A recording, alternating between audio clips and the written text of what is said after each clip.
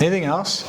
So I had a question on revenue sources. Are you seeing owners in properties you manage be able to buy and resell internet services? So are you able to? I am. It's newer. We used to always shudder and run away from it because it really used to be a pain. But yes, we are seeing that. I have a couple of clients that have started doing a lot more of it. We haven't seen it long enough yet that I'm starting to recommend it, but we're coming around to where I'm close.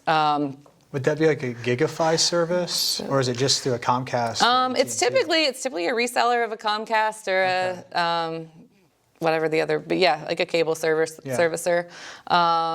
And to do bulk cable internet, right? It's been and typically what we've been seeing, on the agreements that we've got in place is, I mean, we can offer if they come in and do that in a property, the speed is better than what I can get in my house, and about half the price. So, and you're still making somewhere in the, I don't know, $20 to $50 a month per unit range, on that. So that's been, I'm cautiously saying it's a good idea.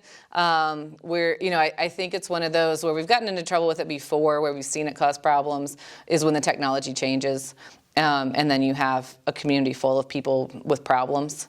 And as their property manager, now they're my problems. They're not Comcast's problems anymore. And we solve a lot of problems. That's all we do all day is solve problems. But that's not one we can solve. So that's where kind of my hesitation comes in a little bit on it. But it is a great ancillary income source. And I think with another year or so beyond it, then I'll start to get more comfortable with it. Anything else from an other income standpoint that you see? I know you would put that on my questions. I don't think so. That the cable one and the internet one's a good one. Yeah. We used to do a lot of marketing agreements with AT&T or Comcast, and we still do at lower rates. And AT&T is now pulling UVerse out of nearly all of our communities, as far as from a TV product perspective. That just happened this week.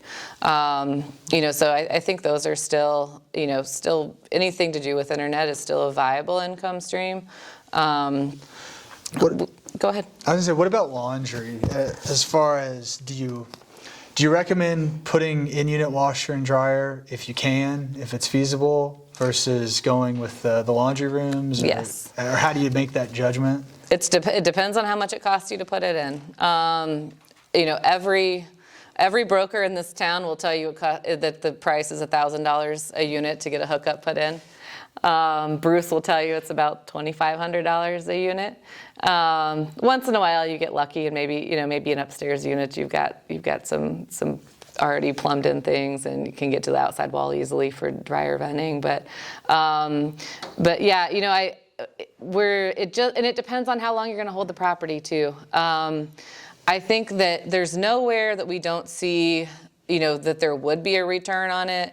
And people really hate, the common area laundry. But we certainly have properties that were built in the 60s where we do have a common area laundry. And if we do have one, it's going to be the nicest common area laundry, that there is. And all of that now too, it's through an app on your phone and it's more convenient than it used to be. You're not having to get quarters, that kind of thing. So, but if you're not going to hold the property long enough to make that return make sense for you, then do invest in a nice common area. What do you see a rent bump for putting a washer and dryer in? What is that usually? Typically, if you're installing a connection in Indianapolis and most of the areas of town, I would say the connection itself is about a $30 a month rent bump. If you provide the washer and dryer, it's around $50. And it makes a whole lot of sense to buy a washer and dryer versus rent it and sell it kind of back to the resident. From a dollars and cents standpoint, but we also do a lot of, there are contracts to be had where we can do that too, so. Awesome. Anybody have any other questions? So I guess I have a few questions, but I guess I'll kind of make my initial question vague. So if you're looking like self-managed, like a smaller property, like less than 20 units or 25 units, I mean, what advice would you have for someone who's looking to do that? And some follow-up questions about like ancillary things you can charge the tenant, stuff like that. I think if you're looking to to own and manage something that's smaller, I mean, I think the key is coming to groups like this and talking to other people who have experience in it to figure out what those keys are. I mean, that's what managing what we manage. I still do that all the time, right? I'm getting together with people to learn the same things. So I think you just have to get out and network. Gotcha. So what, I mean, are you, as far as nuts and bolts, I mean, how aggressive are you, like charging fees, late fees, stuff like, you know, if you have to send a tenant like even just a simple message to get in compliance with, I don't know, what they have something on their deck or something. I mean, are you being very aggressive about charging tenants fees? I hear some people say that's the way to go to get them in line. Some people say it's too aggressive. You'll kind of get a lot of angry tenants. So I kind of see it from both ends. It's kind of like you're supposed to kind of adjust their behavior based upon charging them a fine, but then, you know, like I said, you kind of, but then you kind of weed out the people who don't want to pay the fine, and, you know, you kind of get those people out of your property. So, I mean, what is your take, I guess? I think in general, I think we provide service. And by providing that service, right, we have to think about if you're the guy that has the messy balcony, somebody has to look at that all day, right? So, we're always going to err on the side of first communication before we're going to charge, for a violation like that, as a good example. If you're a habitual offender on it, though, we'll charge you every time we tell you we're going to. And I think that's, but as far as, late fees or any other fees that are laid out in a lease agreement, we charge you exactly what we tell you we're going to charge you. Holding people accountable to whatever date rent is due and whenever the grace period ends, and then hitting them with the late fees. You train your people on how they're going to handle their property and how they handle the property that you own. If you train them to pay on time, they will. If you train them it's okay to pay late, they will. If you train them that we keep our things neat, I mean, so that's really what it is. And once you've kind of gotten that established, that the residents talk to each other, and they know that what you'll tolerate and what you won't. It's kind of like having kids, it seems like. It's very much like having kids. Very similar. And I think another point, just like with fair housing guidelines, like you have to treat everyone the same. Like you can get in trouble if maybe you're having a bad day and you come down hard on this guy, and then you're feeling generous when you talk to this person, you're more lenient, right? If they come about, they could get you in trouble, right? Right, you leave yourself at risk if and it may be that you don't think about the protected class that you're taught. You didn't think about the difference in them, whatever that difference was. So yeah, there's and that's something that I think we reference a lot. When someone is unhappy that we're enforcing a policy, is that we enforce it equally across the board. And obviously because of fair housing, we make accommodations when we need to, when they've been requested, and when they're valid. But yes, that's a really good point. And I think, fair housing in general is always a good reason to hire a third-party manager too. It's something that we spend a whole lot of time focused on and understand. And I think that's probably is one of the pitfalls when you're doing it yourself that you just don't think about and don't realize. I have a question about that. So if you have a third-party property manager and a lawsuit comes up for fair housing, you as the owner, are you looped into that lawsuit, or is now, okay? Yes. Not just the third party. It's not just me. We're all in it together. Yes.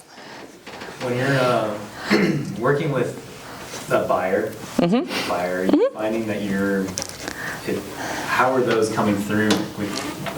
Are they more a one-on-one buyer? Is it a partnership that you're seeing more of? Are they syndicators? Just curious what your yes, all of that. All of them, it's really across the board. Yeah, I mean, we toured through, there are a couple of properties that came out a few weeks ago here locally, and I think we talked to 4 or 5 prospective clients, about them, and in that group, all of those things. We talked to, a married couple that they were looking at the same thing that, a syndicator was looking at, that an institutional investor was looking at. So yeah, you're competing with everyone. Are you finding at that number of units, assuming it's 100 or 50 to 100 plus, they're oftentimes going above what? Always. Right now, okay. Always. I haven't seen anything close at, and typically they're not priced when they're at that level, but there's a whisper price, right? I haven't seen anything actually sell at whisper price in 5 or 6 years, probably. Typically, it's 2 to 3 rounds of offers is what we see, and it really does. It comes down to, and I think the other trend we've seen with that too, at that bigger size, there's a lot more money that you're putting up hard earlier, that's non-refundable, because these guys also really want to close the deal, right? They don't want to mess around for, we used to see, probably 10 years ago, 10 or 12 right in there, they would put nothing down as hard, right? And you would go and do due diligence, and you'd find all the problems, and we would retrade, and we'd say we would never pay you this much money, and that just doesn't happen anymore. You just swallow those problems now. So it's been, until the economy turns, it's been certainly a seller's world. Yeah, I mean, you can expect, I think, to put 1 to 3% down hard day one. So that can be a pretty substantial chunk of money.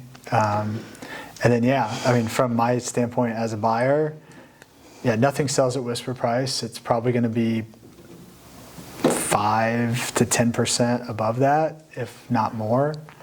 So we talked about this last month, and for those of you who weren't here, we were talking about how some of the strategy of going through that process, knowing that the first offer you put out is not going to be the offer that's going to win the deal. So you don't want to put your best one out first. You essentially want to build a good enough relationship with the broker, that you're able to have this conversation with the broker. Say, Joe broker, who we've gone to lunch multiple times, we built a relationship with over the past few months.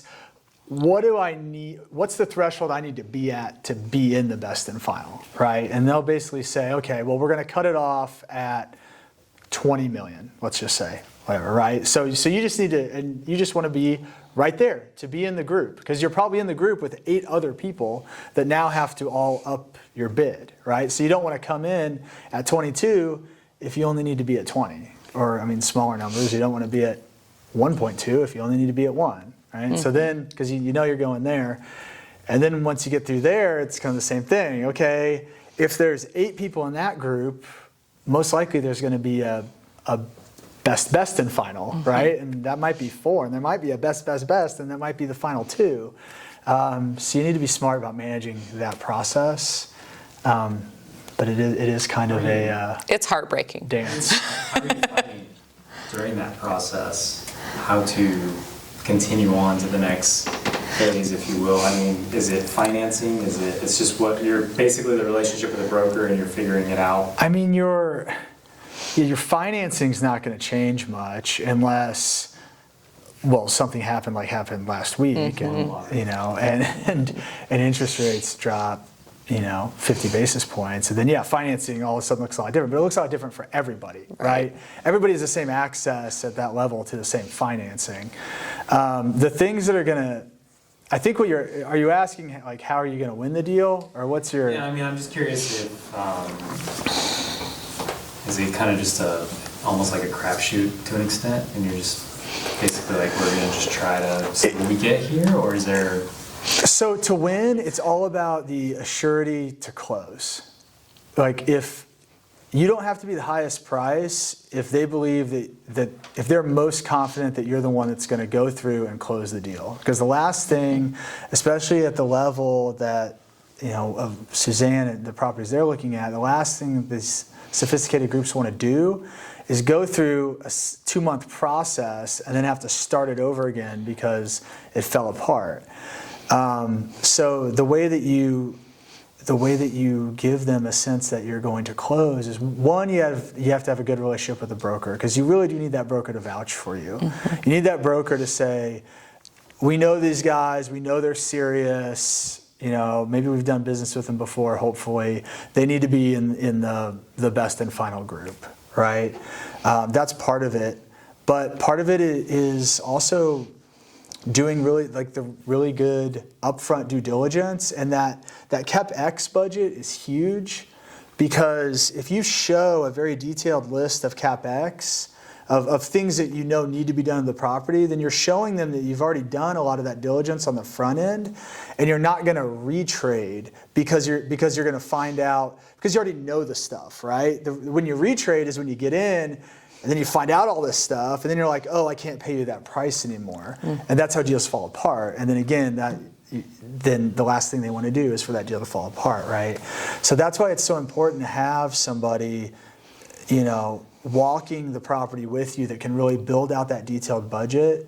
On one property, I didn't win, but I actually asked Suzanne to write a letter talking about that, our underwriting's not full of crap, and they agree with it, and we think we can actually implement this. And the reason we lost is because a group came in and paid $1 million over what we were even nervous about paying at the very end. So it was tragic though. That was a good That deal. was heartbreaking.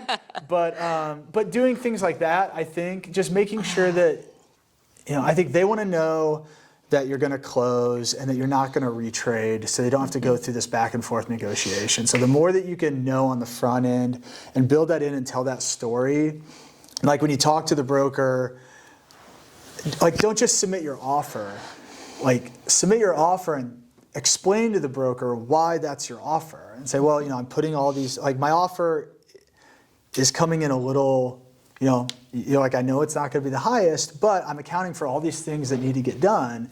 And they may look at that versus somebody that's offering $1 million more but has zero CapEx planned, and say, well, this guy's from, everybody says New York, but the New York example hasn't even been to the property. That's the other thing, visit the property a few times through the process. But this guy hasn't even been to the property, so he doesn't even know what's going on. So he's probably going to want to retrade once he figures out that the roof needs to be redone and all this other stuff, right? But I think price is second. I think first is the assurity that you're going to close the deal and you're going to do what you said you're going to do.